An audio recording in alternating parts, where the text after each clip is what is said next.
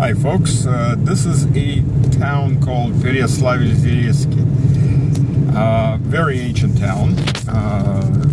Well, once a city, back when cities were relatively small. Very interesting place, by the way, well restored. We're just getting toward the center, and you'll see a lot. Unfortunately, I got this bus in front of me now.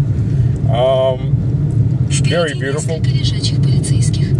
A lot of churches. Kremlin in Russian means walled city, so that's where the local lord lived. It's the fort that formed the city. Just like the word Acropolis means just a walled city in Greek. You can see people going about their business. A lot to see here, actually, in this small town along the way. And that's an interesting thing. First of all, in this town, so this is about halfway point between Moscow and Yaroslavl, and in this town there's a very large community of Americans and Europeans, interestingly enough.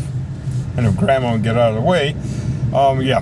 So there's a very large community of Americans and Europeans here, and not just regular folks that decide to move here, but most of them are handicraft people. So they make various things, from pottery to metalworking, and they've conglomerated here, along with the Russian handicraft people. Lots of souvenirs and things like that you can get here. There's even an Orthodox priest who's an American, no Russian roots, who moved here with his family. He runs one of the churches here, does services for non-Russian speakers, or those learning Russian. Because if you move to Russia, you're going to need to learn Russian. I mean, that's just the basics of it. And it should be that way in any country. You move to that country and you're going to live there, you should know the language. Unfortunately, a lot of expats that move to the U.S. And by the way, if you're moving here to live, you're not an expat, you're an immigrant. And there's a key difference, because expats are business people that came over for whatever amount of time, and they don't settle. Psychologically, they don't settle. They're here for a limited amount of time, and they're planning on leaving. If you move to a country to live there, you're an immigrant. And that's a different mentality. It should be a different mentality. And there's lots and lots of Anglo expats in Moscow. Got a lot less than there used to be, of course, before all this started, before COVID. And they don't learn Russian. They don't learn Russian culture. They're basically long-term tourists and nothing more. And, you know, that's what they are. But if you're planning on staying, you're an immigrant, and that's a different mentality you should consider. And then again, there's a lot of people here in this town, French, Germans, Americans, Brits. So a lot of talented people who work with their hands, create a lot of interesting items. It's not a huge town. I mean, we're coming up to the center.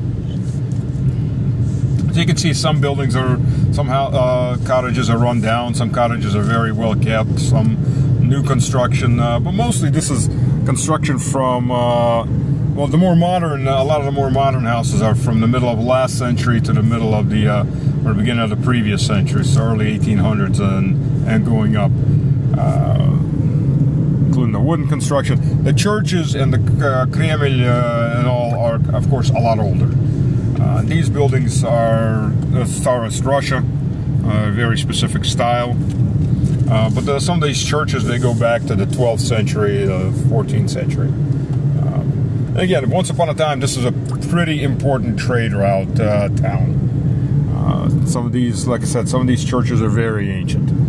It's a nice little place to go.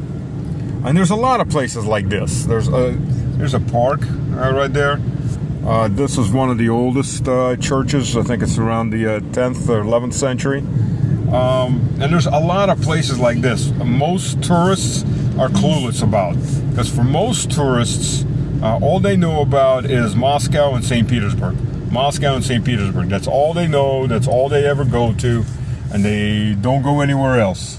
And they miss out on just a huge amount of sightseeing and culture. I mean, Moscow has a lot to offer. It does. But Moscow is a modern city. And yes, there's a lot of things you can see, but a lot of things get lost because it's a gigantic modern city.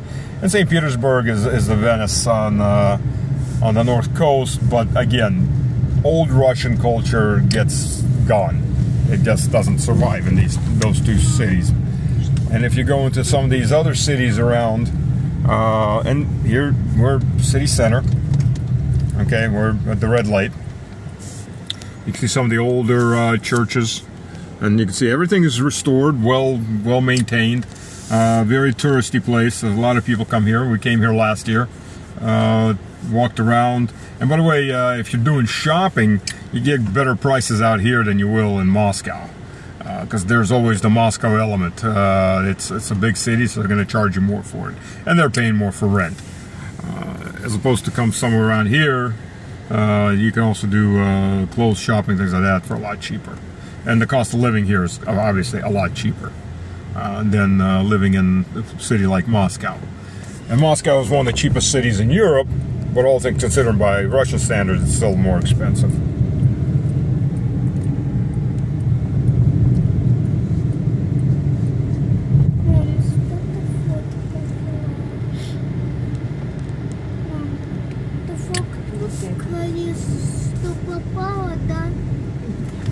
Нет. А я?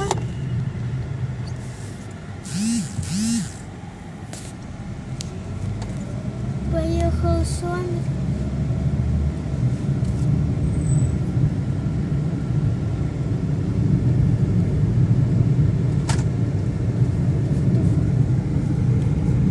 There's some modern apartment buildings. So yeah, there's that.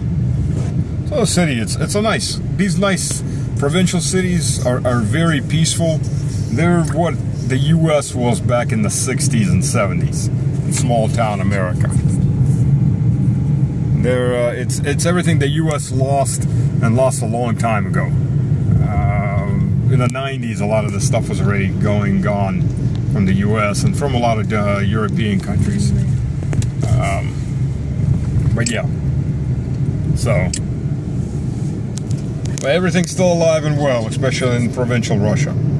So if you want a peaceful life, like you grew up with, if you're a bit older, or your parents grew up with, this is where you get it. You don't get it in woke, psychopathic Europe and America, and you never will get it back there and there. The woke folks ain't going away. So there you go. Big restaurant complex here, hotel restaurant. So we're out of the main part of the city, so I'm going to cut off now and keep my eyes on the road. A lot of pedestrians around here. God bless.